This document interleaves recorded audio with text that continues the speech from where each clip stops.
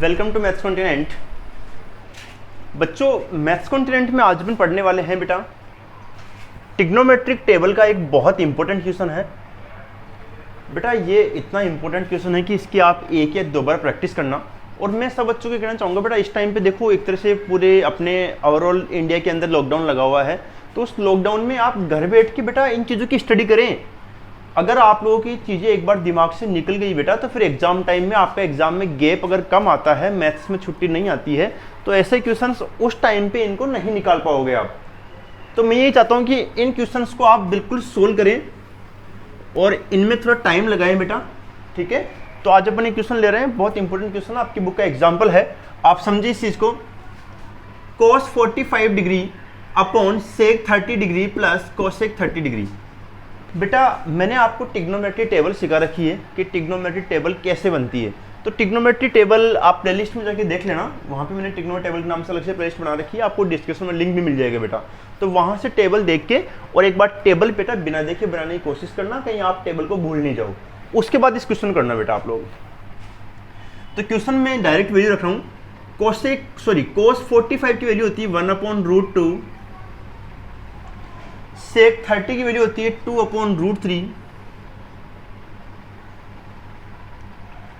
cosec 30 की value क्या होती है 2। समझ गए बेटा? सॉरी यहाँ ना होल स्क्वायर नहीं आएगा बेटा, यहाँ पे ये मैंने गलती से होल स्क्वायर लगा दिया। sec 30 की वैल्यू कितनी होती है 2/√3। समझ गए बेटा? तो बड़ा सिंपल सी चीज़ है, अपन ने क्या करा, केवल एक वैल्यू पुट करी है। अब वैल्यू पुट करने के बाद में बहुत सारे बच्चे इसको सोल्व करने में थोड़ी तकलीफ होती है बेटा, तो अपन चाहते हैं कि इसको एक बार सोल्व करना सीख लो बेटा आप लोग। देखो 2/√3 है, 2/1 लिखें, एलसीएम कितना आएगा बताइए? 1 और √3 का एलसीएम √3 आएगा, या फिर सिंपल है इसको इधर मल्टीप्लाई कर दो तो भी ठीक है, या फिर ये समझो √3 कैंसिल, बचा 2, इससे ऊपर मल्टीप्लाई हो जाएगा 2√3। अगर आपको ऐसे समझ में नहीं आए ना बेटा, तो ऐसे कर लेना, जैसे कि 2/√3 प्लस का 2 है, तो मैंने क्या सिखा रहा था, 2 तो ऐसे आ जाएगा, इसको इधर मल्टीप्लाई कर दो तो 2√3/√3। देखो वही संख्या वापस आ गई। तो जैसा भी आप लोग सही समझो, उसमें कोई तकलीफ नहीं है बेटा, ठीक है। इसके बाद आपको नियम सिखा रखा है मैंने कि फर्स्ट संख्या को 4 से मल्टीप्लाई करोगे तो फर्स्ट को पहले 4 से मल्टीप्लाई कर दो, तो 1 को √3 से मल्टीप्लाई करा, √3 हो गया। डबल संख्या के हमेशा ब्रैकेट लगाओ, थर्ड को सेकंड से मल्टीप्लाई करते हैं तो √2, 2 + 2√3। समझ गए बेटा?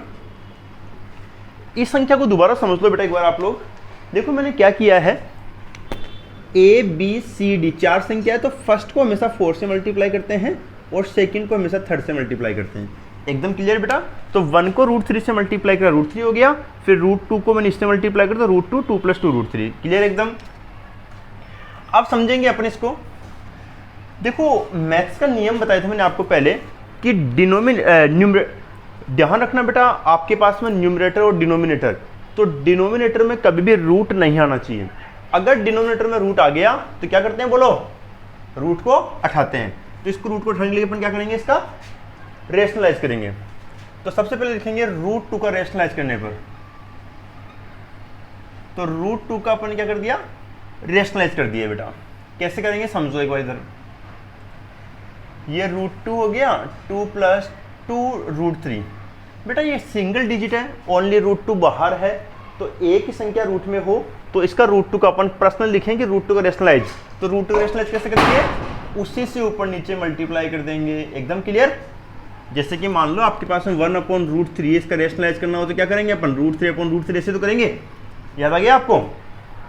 क्लियर है आपको? अब देखो दो संख्या रूट में है, दोनों मल्टीप्लाई हो जाएगी, √6, ये √2 और ये √2 मल्टीप्लाई होके 2। दो संख्या रूट में हो तो रूट आपका हट जाता है, तो √2 2 हो गया, ये 2 + 2√3। समझ गए बेटा? अब यहाँ पे √6। अब समझो दोनों में से 2 बाहर आ गया, एक 2 पहले से ही है, तो 2 × 2 = 4। ये वाली बात समझ में आई कि नहीं आई बेटा आपको? बोलो इतना क्लियर है? दोनों में से 2 बाहर आ गया और एक 2 पहले से ही था, तो 2 × 2 = 4 हो गया, 2 बाहर चला गया तो यहाँ बच गया 1, ये 2 चला गया बाहर, तो ओनली क्या बचा, √3। समझ गए बेटा? अब वापिस रूट नीचे आ रहा है, लेकिन ब्रैकेट में है, डबल संख्या में है, तो आप रेशनलाइज में क्या लिखोगे, 1 प्लस रूट 3 का रेशनलाइज करने पर, समझ गए बेटा। तो 1 प्लस रूट 3 का रेशनलाइज कर दो।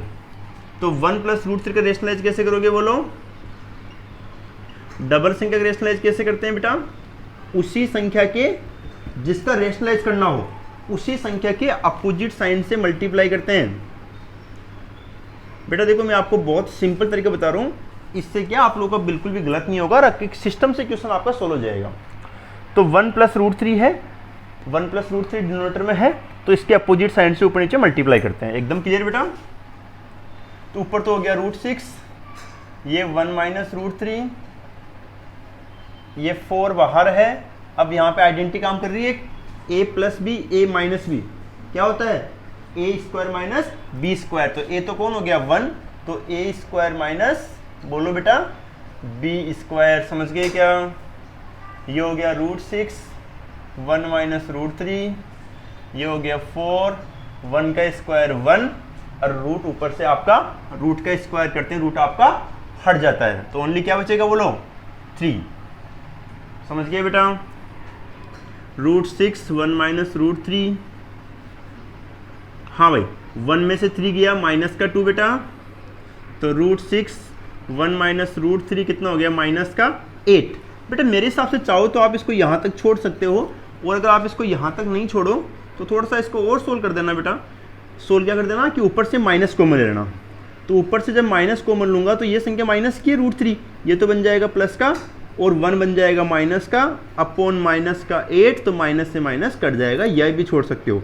कई बुक में रूट 6 को अंदर मल्टीप्लाई करना है तो अंदर मल्टीप्लाई भी कर सकते हो, जैसा भी चाहो, लेकिन यहाँ तक तो आपको करना ही पड़ेगा इस क्वेश्चन को, कि यहाँ तक बाद में कोई तकलीफ नहीं है आपको कि नीचे आपका रूट आपका हट गया। तो बड़ा इंपॉर्टेंट क्वेश्चन था।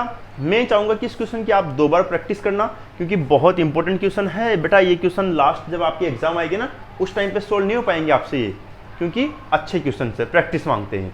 तो नेक्स्ट टाइम मैं आपको इसी एक्सरसाइज का 1-2 क्वेश्चन और बताऊंगा, लेकिन इसको अच्छे से करना बेटा आप लोग। Okay students, thank you.